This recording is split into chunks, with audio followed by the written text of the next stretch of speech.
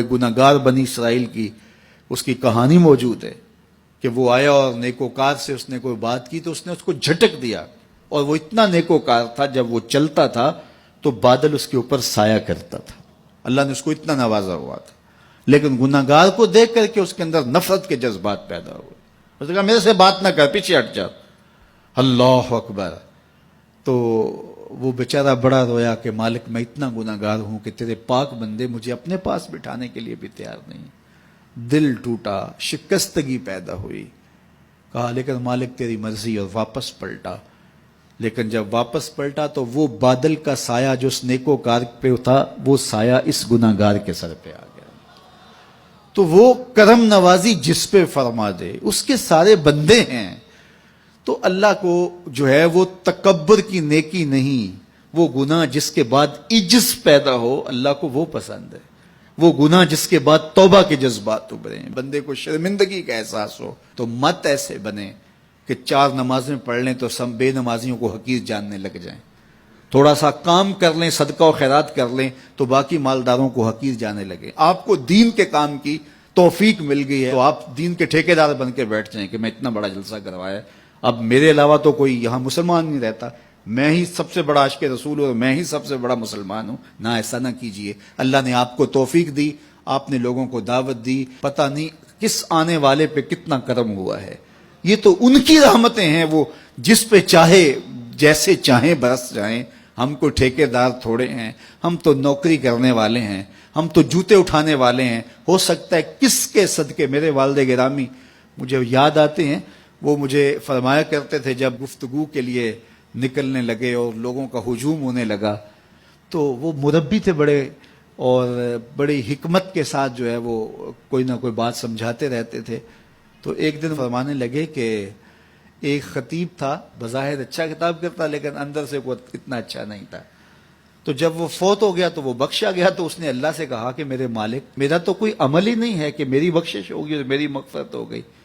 تو فرمایا کہ ہاں ہم تجھے جانتے ہیں، لیکن ایک دن تو کہیں واز کر رہا تھا، میرا ایک بندہ بیٹھا تھا، اس کو پسند آ گیا، میں نے اس کے صدقے تیری مغفرت فرما دی۔ اٹھ فریدا ستیا تے میلا ویکھن جا، اٹھ فریدا ستیا تے میلا ویکھن جا، وت کوئی بخشیا مل جاوے تے تو ہی بخشیا جا۔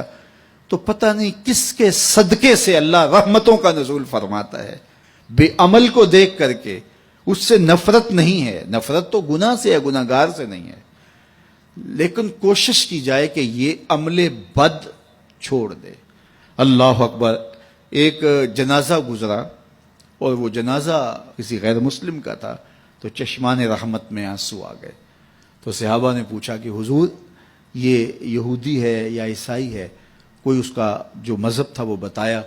تو فرمایا کہ مجھے اس بات پہ افسوس آیا کہ یہ اسلام نہیں لا سکا اور کفر کی حالت میں مر گیا، تو اگر یہ اسلام لاتا اور جو ہے وہ جنت کی راہوں کا مسافر ہوتا تو کتنا اچھا۔ یہ اس کے ساتھ بھی ہمدردی ہے۔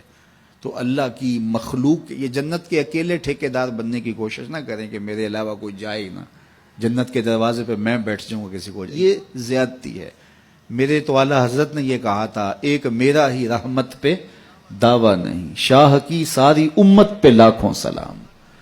تو اس لیے امت سازی کی ایک تو کوشش کریے، اپنے اندر باہمی چھوٹے چھوٹے نزاع اختلاف، یہ انسانی فطرت ہے، انسان کے اندر طباع کے اندر اختلاف ہے، ترجیحات کے اندر جو ہے وہ اختلاف ہے، اپنے اپنے مزاج کے اندر تفاوت ہوتا ہے۔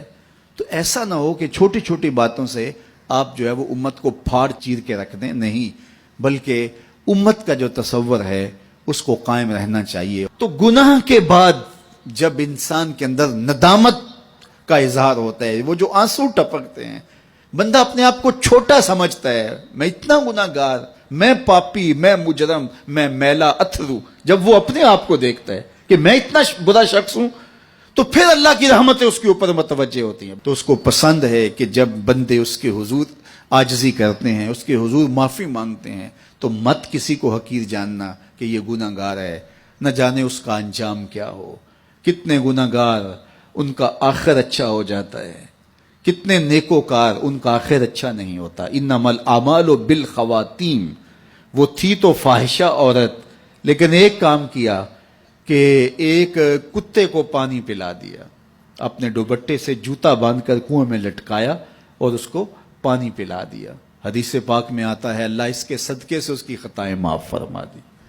اور ایک نے بلی کو مار دیا خاتون کو، اور وہ جہنم کی آگ میں جلنے لگی۔ اس لیے کون کس کا انجام کیا ہوتا ہے؟ ہمارے بزرگ فرماتے ہیں کہ بچے سے پیار کرو کہ اس کے گناہ کم ہیں، اور بڑے سے پیار کرو اس کی نیکیاں زیادہ ہیں، اس کی نیکیاں زیادہ ہیں۔ چھوٹے سے اس لیے پیار کہ اس کے گناہ کم ہوں گے، اور بڑے سے اس لیے پیار کہ اس کی نیکیاں زیادہ ہوں گی۔ اور اسی طرح جو ہے وہ خیال کرو کہ ہو سکتا ہے اس کا انجام بخیر ہو جائے اور اس کا آخر کتنا خوبصورت ہو، تو مت کسی کو حقیر جانیے گا۔ ایک میرا ہی رحمت پہ دعویٰ نہیں، شاہ کی ساری امت پہ لاکھوں سلام۔ تو حضور کی امت سے پیار کرو، مخلوق خدا کو جوڑنے کی کوشش کرو۔